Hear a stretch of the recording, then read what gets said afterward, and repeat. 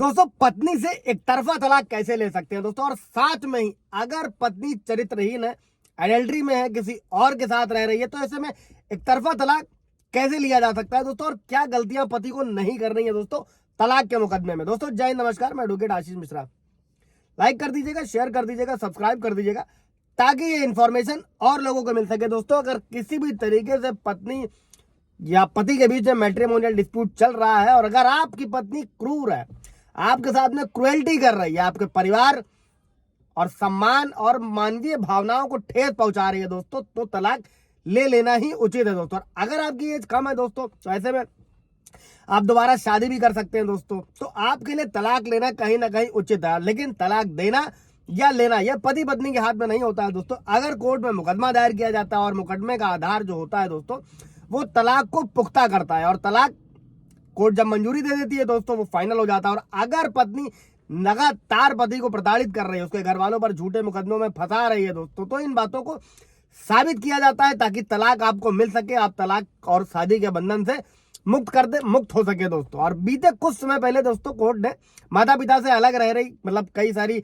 पत्नियां माँ बाप से अलग रहने की जिद करती है, तो कई सारे आधार को बनाकर कोर्ट ने तलाक का फैसला भी पति के पक्ष में दिया है। कई बार पतियों को यह कहना होता है, फैमिली कोर्ट ने अंतरिम मेंटेनेंस बांध दिया, सालों साल मुकदमा चल रहा है, तो दोस्तों ऐसे में आप हाई कोर्ट से डायरेक्शन ले सकते हैं।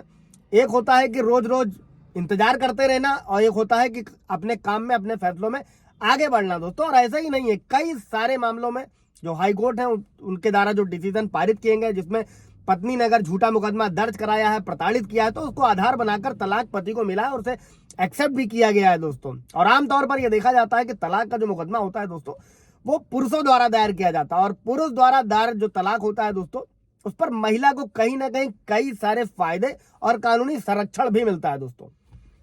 अभी होता क्या है दोस्तों, जो फैमिली कोर्ट भी है वो भी पारिवारिक मुकदमों में जल्दी हस्तक्षेप करने से बचते हैं, जब तक, विशेषकर जब तक तलाक का मुकदमा हो दोस्तों। और जो कोर्ट है वो तलाक के अधिकतर मुकदमे को टालने का प्रयास करती है। जब तक बात हद से आगे बढ़ जाती है और दोनों ही पक्ष तलाक के लिए प्रार्थना पत्र लगाते हैं दोस्तों, तब कोर्ट दोनों को सबसे पहले मध्यस्थता कराई जाती है, समझौते के माध्यम से तलाक लेने की सलाह दी जाती है। तो वहीं अगर महिला डाइवोर्स का मुकदमा दायर करती है दोस्तों, तो क्या होता है, तब क्या कोर्ट प्रथम दृष्टि सिर्फ यही समझती है कि रिश्ते में महिला ही प्रताड़ित है दोस्तों, और अगर तलाक नहीं दिया गया तो उसको संभावित खतरे हो सकते हैं। इसलिए कोर्ट का जो दृष्टिकोण होता है दोस्तों वो पुरुष और महिला में अलग अलग होता है।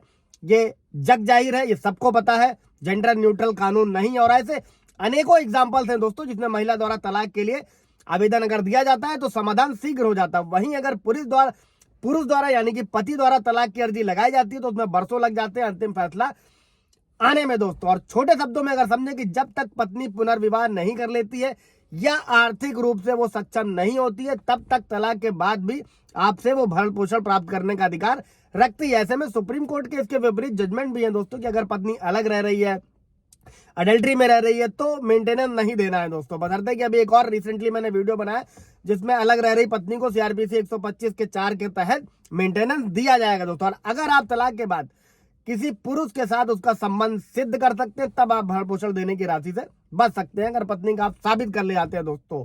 और तलाक के बाद आप दूसरी शादी कर सकते हैं, और जिससे आपका तलाक हुआ है उसको भरण पोषण देने से मना भी किया जा सकता है अगर वो किसी और के साथ रही। सब चीजें अगर आप साबित कर ले, तो अगर आपने तलाक के समय एक मुफ्त राशि, एक एलिमनी दे दी है, एक मुफ्त राशि दे दी है दोस्तों, तब भी आपके ऊपर पत्नी भरण पोषण का कोई अधिकार नहीं रह जाता है। कोई सवाल जवाब होगा दोस्तों तो पूछिएगा। Thank you.